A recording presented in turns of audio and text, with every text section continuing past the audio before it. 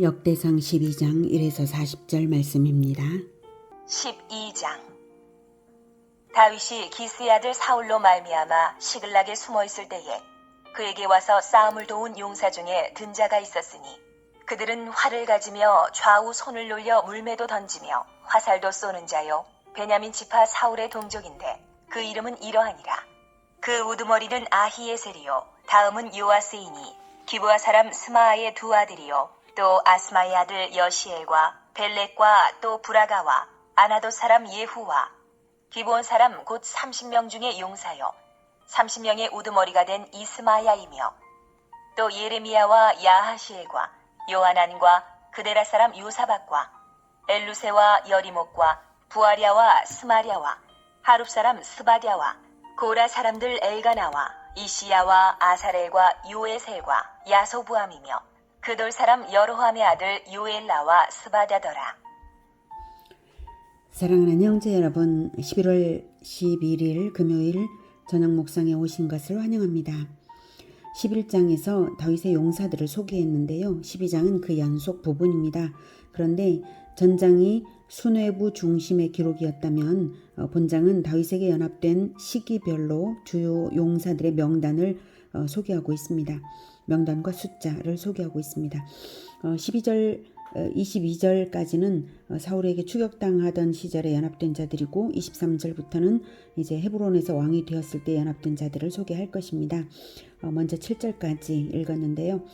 도피 생활 중에 온 자들 중 사수들을 소개하고 있어요. 1절에 보면 다윗이 기스의 아들 사울로 말미암아 시글락에 숨어 있을 때에 이때는 사울을 피해서 블레셋 땅에 도피한 기간을 가리킵니다. 그때 와서 도운 용사들이 베냐민 지파 사람들인데요. 베냐민 지파 사람들은 솜씨 좋은 사수로 유명합니다. 여기서 물매 활도 쏘고 그리고 이제 물매도 던지면서 이제 아주 잘 쏘는 사수들인 것을 말을 하고 있어요. 물매는 다윗이 골리앗을 쓰러뜨릴 때 사용했던 바와 같이 차도를 던지는 도구인데요. 그 도구는 아주 힘있게 강타하기 때문에 전쟁용으로도 물매는 아주 제격이었습니다. 물매든 활이든 잘 쏘는 용사들이 다윗에게 와주었는데요.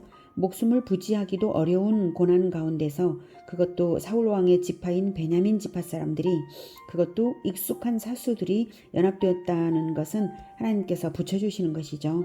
또한 민심이 다윗 쪽으로 기울어졌음을 보이는 것이기도 하고요. 다윗을 하나님이 세우신 정통성 있는 통치자로 그들이 인정했기 때문에 왔고요. 혈연이나 지연이나 그런 것에 얽매이지 않고 하나님 중심의 소신이 있는 사람들이었음을 알 수가 있습니다. 자, 이렇게 해서 이렇게 이제 왔다는 것이고요. 이제 8절부터는 갓 사람 중에서 나온 사람들입니다. 갓 사람 중에서 광야에 있는 요새에 이르러 다윗에게 돌아온 자가 있었으니 다 용사요 싸움에 익숙하여 방패와 창을 능히 쓰는 자라. 그의 얼굴은 사자 같고 빠르기는 산의 사슴 같으니 그 우두머리는 에셀이요 둘째는 오바댜요 셋째는 엘리압이요 넷째는 미스만나요 다섯째는 예레미야요 여섯째는 아떼요 일곱째는 엘리엘이요 여덟째는 요하난이요 아홉째는 엘사밧이요 열째는 예레미야요 열한째는 막반네라. 이 가짜손이 군대 지휘관이 되어 그 작은 자는 백부장이요 그 큰 자는 천부장이더니 정월에 요단 강물이 모든 언덕에 넘칠 때에 이 무리가 강물을 건너서 골짜기에 있는 모든 자에게 동서로 도망하게 하였더라. 네, 8절에 갓사람 중에서 왔어요. 광야에 있는 요새에 이르러 다윗에게 돌아온 자. 시기적으로 시글락에 있을 때보다 이른 때예요. 광야에 있는 요새를 말하고 있죠. 시글락 때보다 이른 때인데 도피 생활 초기입니다. 그리고 갓지파의 땅은 농사와 목축에 좋은 땅입니다. 그럼에도 불구하고 자기들의 기업을 포기하고 다윗과 함께 거친 싸움터를 선택했다는 사실은 그들 각자의 어떤 사정들이 있을 수도 있으나 하나님께 대한 충정과 다윗의 인품도 한 몫을 하기 때문에 그렇게 따르기를 결정하고 왔을 것입니다. 이들 가짜손은 매우 용맹하고요. 빨라서 사자와 사슴에 비유하고 있죠. 그리고 그들이 특별히 익숙한 것은 방패와 창을 능히 쓰는 자입니다. 그래서 보면 베냐민 지파는 활과 물매를 잘 썼고요. 갓 지파는 방패와 창을 능히 잘 썼고요. 이렇게 각기 이제 재능들이 달랐고 그리고 이렇게 각기 이렇게 다른 재능들을 가진 자들이 연합되고 있어요. 그들이 이제 굉장히 이제 용맹하고 또 빨라서 사자와 사슴에 비유되고 있는데 14절에 네, 이 가짜손이 군대 지휘관이 되어서 그 작은 자는 백부장이요 그 큰 자는 천부장이더니 이렇게 표현을 한 것은 실제로 그때 뭐 1000명씩이나 있지도 않았잖아요. 천부장이 있지를 않았어요. 그때 400명이었을 때 또는 많아봐야 600명이었을 때죠. 그러니까 이 말은 작은 자는 일당 100이요 큰 자는 일당 1000이었다라는 말입니다. 15절 정월에 요단강 물이 모든 언덕에 넘칠 때에 이 말은 정월은 유대력으로는 니산월이고요. 태양력으로는 3, 4월입니다. 이때는 보리를 추수하는 때이고 소위 늦은 비라고 하는 봄비가 내릴 뿐만 아니라 얼었던 헐몬산의 눈이 녹아서 요단강으로 흘러내리기 때문에 요단강이 범람하는 시기입니다. 따라서 갓지파 사람들이 이런 범람하는 요단강을 건너서 적을 물리친 사실은 갓지파의 도전 정신을 보여주는 것입니다. 다음 16절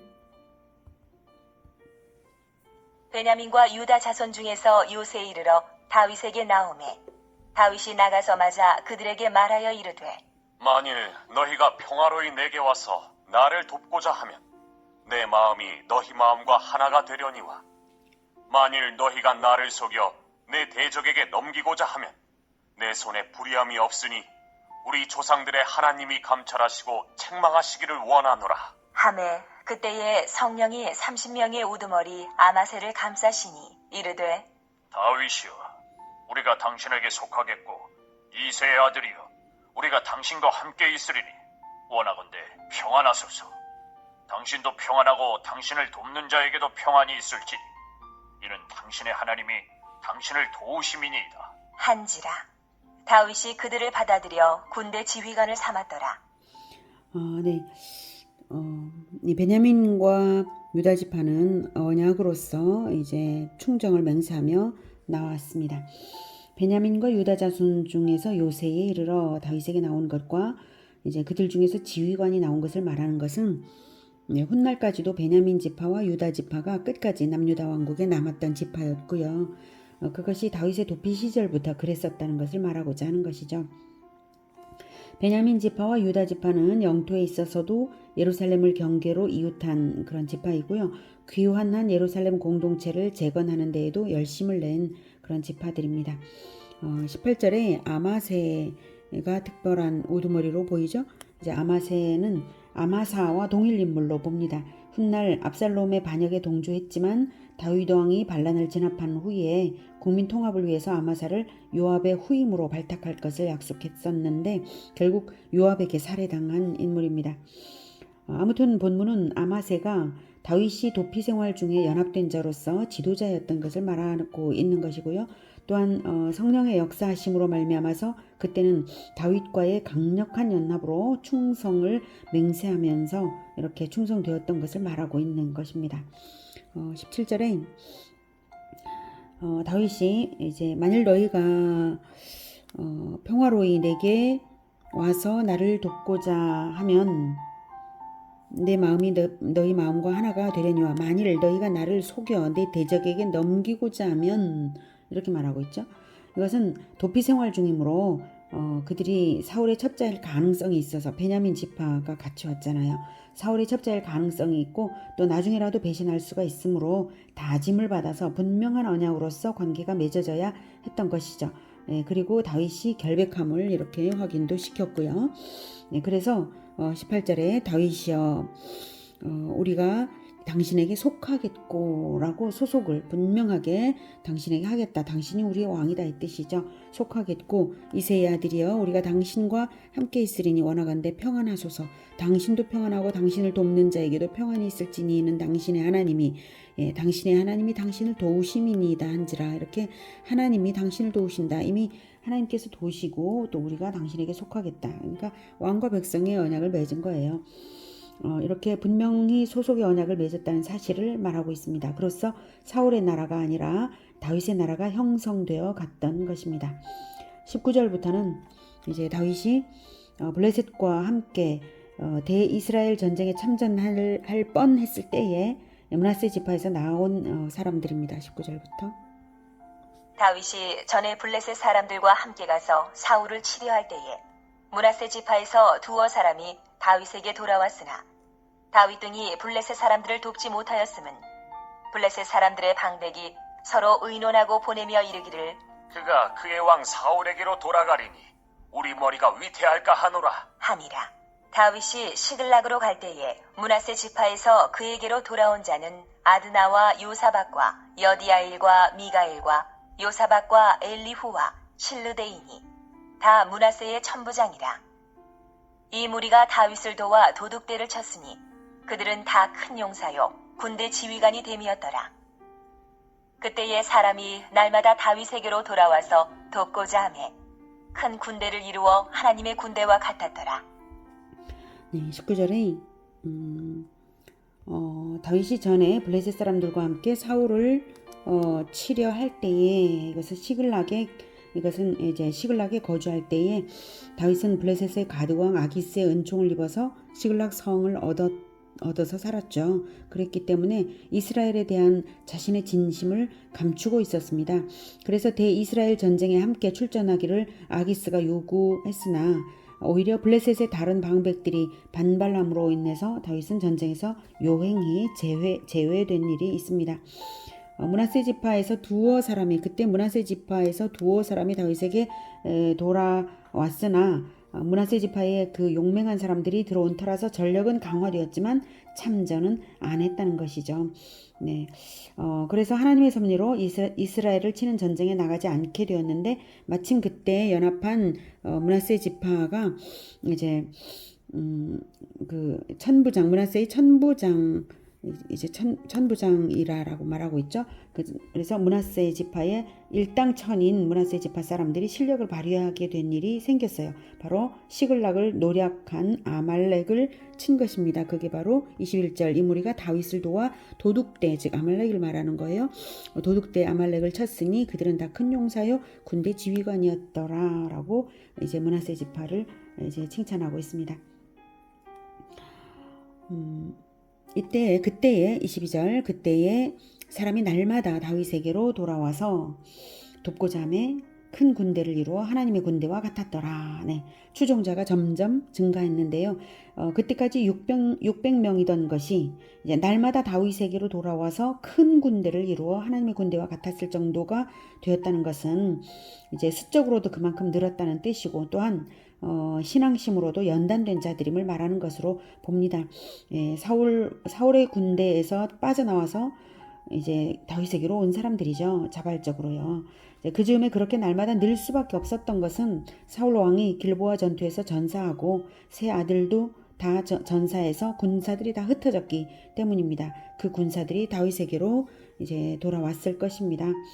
예, 곤고한 중에 처해있던 다윗처럼 귀한 자들도 포로 생활의 쓰라림을 겪고 돌아와서 이제 예루살렘 재건의 고된 과정을 겪어야 할 것을 생각할 때 비록 다윗이 곤고한 중에 있었지만 다윗을 도와서 하나님의 군대와도 같게 하신 그 하나님께서 예루살렘을 재건하라고 이제 이스라엘 백성들을 바벨론에서 귀환시키셨으니까 그 옛날처럼 용기를 내면 영광스러운 다윗 왕국이 재건되리라고 그 귀한 자들에게 용기와 희망을 불어넣기 위해서 이 글을 기록한 것입니다. 이제 23절부터는 헤브론에서 유다 지파의 왕이 되어서 7년이 지난 후 레갑과 바하나가 사울의 아들 이스보셋을 암살함으로 말미암아서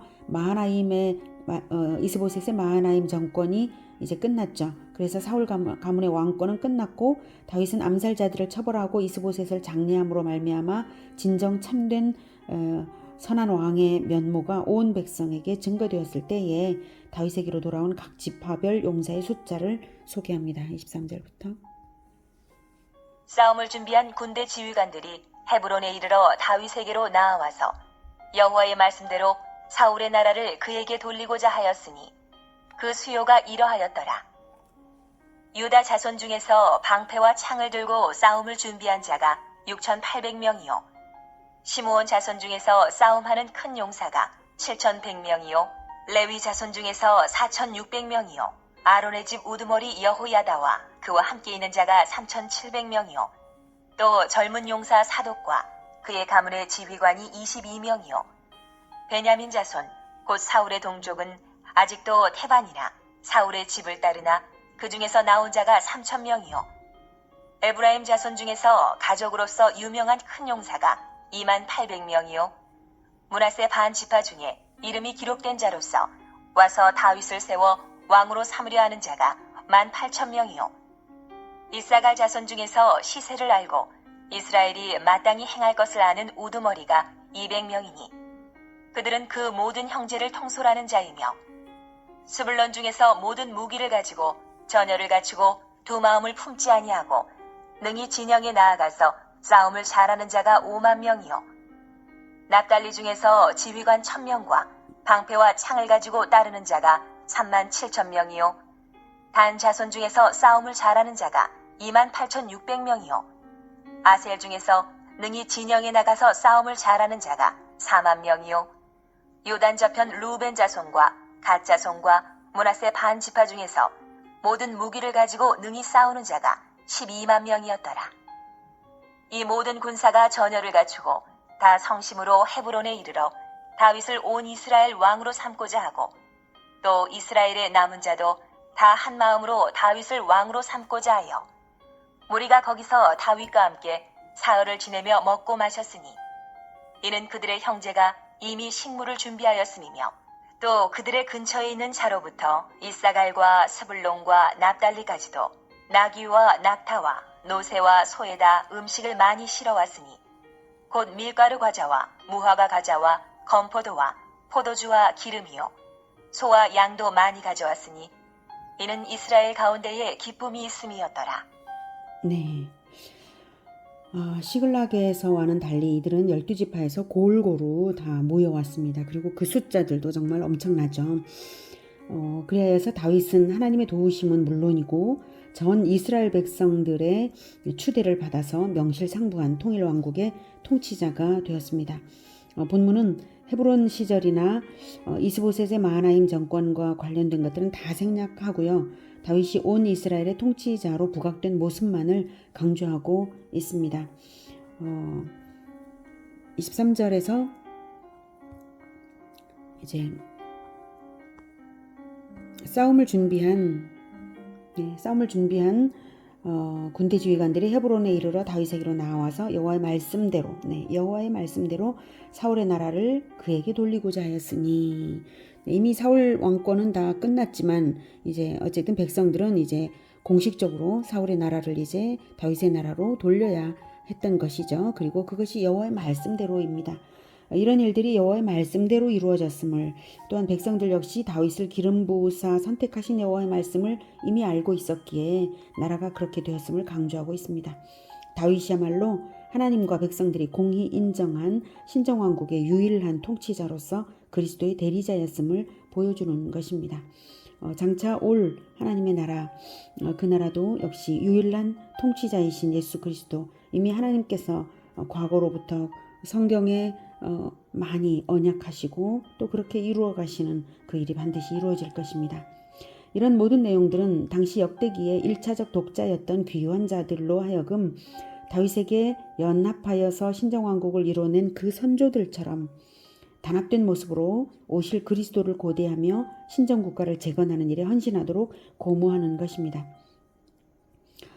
38, 40절에서 특별히 이제 큰 기쁨의 잔치로 대관식을 한 것은 귀환자들이 신정국가 재건을 한 뒤에 그리스도의 나라에서 누리게 될 기쁨과 만족을 기대하게 하고 있습니다.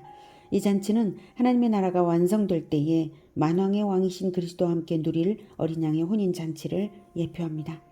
오늘은 많은 용사들과 백성들이 다윗에게로 점차로 나아와 자기의 각자의 능력들을 가지고 충성으로서 연합함으로써 하나님 나라가 건설되어가는 과정이 있었음을 보았습니다. 우리도 우리 주 예수 그리스도의 나라를 고대하며 천국 건설에 나선 용사들이고 영원한 하나님 나라 백성임을 믿습니다. 그러니 우리 주 예수 그리스도께서 뿌려주신 언약의 피로써 맺어진 백성이니 생명과 헌신을 다하여서 하나님께서 누누이 성경에 말씀하신 그 나라를 건설하여서 영원한 영광과 기쁨의 잔치를 함께 누릴 수 있기를 기원합니다. 기도하겠습니다.